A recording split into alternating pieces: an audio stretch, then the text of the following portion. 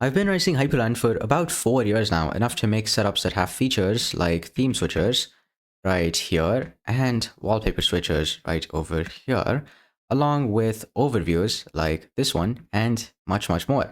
And in that time, I've made setups that on one hand took me weeks to complete and on the other took me just a couple of hours. Now, in the last video, I covered all the essential features that you have to implement when making a bare minimum setup so that you can use Hyperland without any issues. Stuff like status bars, notifications, poll kit, and so on. In this video, I'll be showing you extra features and quality of life stuff that I've personally added and how you can add them to your setup as well. Now, those other features which are nice to have would be as follows, okay? The first one would be a logout menu. Now, this is what my logout menu looks like, and because I have a theme switcher implemented, right here, what I can do is change the theme and then watch as my logout menu adapts as well.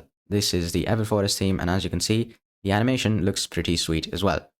Now, the only viable logout menu that we have in 2026 is basically just going to be wlogout. You have other logout menus as well, and you have ones that you can write on your own with desktop shells, but trust me, just don't waste your time on any one of them. Just pick wlogout and you will definitely not go wrong. It's very easy to configure as well because it doesn't require that much effort at all. All you have is a theme.css file, a layout file, okay, and basically any colors files if you are messing around with that sort of stuff. Basically, the only core things that you're going to need are this icons folder, this layout folder, and the theme.css. That's it. You're not going to have to even mess around with anything else. As for the layout, this is all that I have. This is shutdown, reboot, logout, sleep, and lock. There's Hibernate as well, but I've purposefully taken that down because I don't use Hibernate at all. It's either suspend or just power off. So here, we're just basically taking the label, we're displaying that over there. The text is going to be shut down. Action is systemctl power off. Same command, same action for, as in, basically, the action is going to depend based on whatever label is being assigned, right? So shutdown is going to be power off. Reboot is going to be reboot. Logout is going to kill session. Sleep is going to do so on and so forth, right? That's it. Now, as for the theme.css, there too, there isn't that much at all. Here, you're just controlling the window. Now here, the text, the font is just going to be SF Pro Text, along with the color and the background color. And all we're doing, as for the buttons, is just controlling how exactly they're supposed to look. The border radius, the shadows, and all that sort of stuff, that's what's being controlled over here with the button. On focus, what's going to happen is the button is actually going to look like it's being depressed. That's it. So I can show you that with the lock screen. That should be pretty safe. So with lock, if I press it down, okay, the command actually doesn't work because I have to fix that. But the on focus thing, this selector is basically going to reduce the size of the button to 20% so that whenever I click on it, it's going to basically just reduce its size. This is for the hover thing. So you can see the background color change like so. And the rest of it is just going to be the images. So it's getting the images from .icons and then putting them for every single thing right here. That's it. And we have a different image on hover because, as you can see, it becomes darker, right? We need the icon to become darker based on whatever background color we have. And that is what this hover selector is achieving on this thing. So that would be the first thing. Just pick wlogout. There's no need to pick anything else at all. Don't worry about it. Just pick wlogout. The next thing we have is lock screen. This one too is just going to be Hyperlock. The reason why I'm asking you to pick Hyperlock is because there's no need to even mention other lock screens because this one's straight from Hyperland's oven and is the most customizable. This lock screen too is very easy to customize, and not just that, but it's also very versatile in terms of the functionality and the features that you can add to it. If I show you what its config looks like, it looks pretty simple as well. So let's go to config hyper. We'll just cd into that. Config hyper. I'm pretty sure this one's in Hyperlock. Yeah. So here, and by the way, you'll notice something that's a little bit different. There is a hyperland.conf file, but it's not exactly what you might expect. So if I open the hyperland.conf, there isn't a single setting over here that you would normally see. All I'm doing here is just sourcing a bunch of different files. Now this is actually something that I personally like to call modularity. It's basically taking one file and then splitting it into multiple different files so that you can make maintenance much, much easier and you don't have to look for a needle in a haystack for any particular setting that you might want to change. And that is exactly what I teach you how to set up, along with making custom theme switchers like this one, along with wallpaper switchers and everything else that I showed you at the beginning of the video inside of the program. That's the first link in the description, called Hyper Accelerator. So right here, if you can check this out, okay, as you can see over here, This is over 10 hours of content that details exactly the step-by-step process of how to make waybars that look like this, along with the rest of the config that looks like this. And all of that without copying a single line of dot files from anywhere else. I teach you how to write this thing exactly from scratch. So if you want to learn how to make something like this yourself, you can go ahead, click the first link in the description and check out the program. Now, as for Hyperlock, let's go to Hyperlock, and in here, all there is a hyperlock.conf file. Now, all I'm doing over here is just basically setting up a bunch of the basic stuff, like the images and the labels. Okay, hold on, let me show you that here. Yep. So this is going to be the weather. This is an extra feature that I've added. This is the weather here. This is the image, label, the input field, label. That's it. All this is doing is just controlling that. And this is more Hyprland settings instead of CSS. So it's actually even simpler than CSS. Position, that just controls the X and Y coordinates. H align, horizontal align, V align is vertical align, all that sort of fun stuff. Now, let's see if there's anything else inside of Hyperlock. So ls. Yeah, there's a wallpaper that's being symlinked to my actual wallpaper that's depending on the theme that's currently selected. User image, scripts, that's going to be for the weather, and the themes. Inside of themes, let's see what we have. In themes, there's material u.conf, and I'm pretty sure that's not even being used anymore. Is it?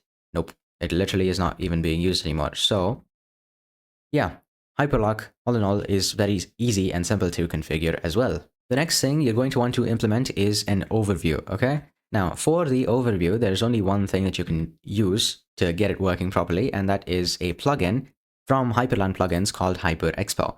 So if I show you Hyperland plugins GitHub, all you're supposed to do is go into their GitHub right here. Just make sure to install it with this line here.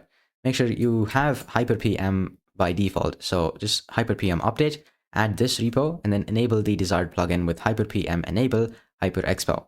And once you set that up, basically, you will be able to get the access to the overview using a keybind. As you can see, this is what it looks like. Now, all you're doing here is setting up a binding.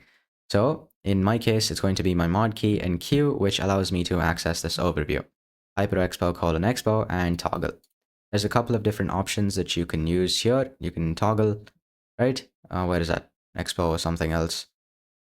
Toggle, select, off, disable, on, or enable. You can all, yep, this is what exactly you're using when it comes to the options. So for this overview, just make sure to go ahead and get HyperExpo from the Hyperland plugins.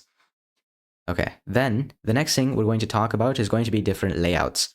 Now, if you include the scrolling layout from Hyperland plugins, there's 3 layouts that you can pick from. One is the dwindle layout, which is what's currently over here. Otherwise, you can go with the master and stack layout, which is this one actually. This is the master and stack layout. Okay, this is the exact same layout that you have in DWM. So any new window that you open is just going to open up here. And if you wanted to move windows around, this is the way that you can move windows around. You can also do that using your keybinds. Ta-da. And that is going to be for master and stack. Now, if you're going to prefer something like scrolling instead, that is what this looks like. So hold on a sec. There you go. This is the scrolling layout and it looks pretty sweet as well. Now, as for changing the layout itself, let me show you how you can do that. That would be in layout.conf. So right now it's set to dwindle, but it's actually the scrolling layout that's set. So let's just type hyperctl reload. Now we're back to the dwindle layout. If we change it to master here under general layout, we can have that same DWM feel. Okay, and if I wanted scrolling, I just have to change this to scrolling. And you will be able to get access to the scrolling layout that you find on Neri. Now, scrolling doesn't actually come by default, so you're going to have to pick a way to install it. There's only one way here. That is going to be going to hyperscrolling inside of Hyperland plugins and just setting that up like so. You just have to set up a bunch of keybinds inside of your keybinding file. And once that's done, you should be pretty much good to go. You just have to enable the plugin with HyperPM enable hyperscrolling. That's it. Okay, then the next thing is going to be screenshots. If you're going to use screenshots and you want the functionality to be able to copy it to Clipboard as well as save the screenshot onto the file itself, then your best bet is going to be Hypershot. You can either use Grim and Slurp or Hypershot. Okay, Hypershot basically combines the two apps functionality in order to get it done. Basically, you use Grim and Slurp whenever you want to take a partial screenshot. Like, let's say I wanted to take a screenshot of these clouds. Okay, you're going to have to use Grim and Slurp in order to take a screenshot of that partially. However, if you're using Hypershot, you can only use one app and then have to get away with it. Now, if I show you my keybinds as to what I'm using, I haven't switched to Hypershot yet. Okay, now, so I'm using Grim. So if I'm taking a entire monitor screenshot, that's going to be mod F12. And if I'm taking a regional screenshot, that's going to be Grim, okay, with the dimensions given by Slurp. What Slurp actually does is it allows you to select a part of your screen, okay? Let's say this part of my screen, and then it gives you the dimensions and the coordinates of actually that part, as you can see here. So this is the y coordinate, this is most likely the x coordinate, okay, because the y was 0, because it was pressed up against the screen. You're gonna have to check out how this actually works, but this is basically what Grim is using in order to get the dimensions so that you can take a screenshot. That's it. Now, the next thing is going to be a theme switcher. I've already shown you this, but the way to set up something like this is by using symlinks. The way that I've done it is actually using symlinks. So if I show you that right here, it's in config color schemes. That's what I've called this directory. And here I have a bunch of different color schemes and themes basically that I can choose from. If I show you any one of those, let's say I went into Everforest, okay, the inside of this one, this folder is all of the configs that are required in order to make something like this possible. So in Discord, we have a current.theme.css, which references custom everforest doc.theme.css. Now that is going to, let's say, look a little something like this. Config desktop themes inside custom, you have everforest doc.theme.css. By default, it's going to be something else that's going to be in current.theme.css. And the entire thing is brought together by applytheme.sh. So if I just show you edit, this is what the script looks like, and it does it for all of these apps. Okay, it does it for Discord, Foot, the GTK theme, Hyperland, Kitty, NeoVim, Rafi, Swayancy. Yeah, there's basically a lot of stuff that is getting the theme applied to it. That is what I use for the theme switcher. As for the wallpaper switcher, let's show you what that looks like. That is in .local bin, if I'm not wrong. Let's see.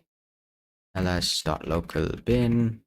There should be a not dynamic wallpaper. What was it? Somewhere here.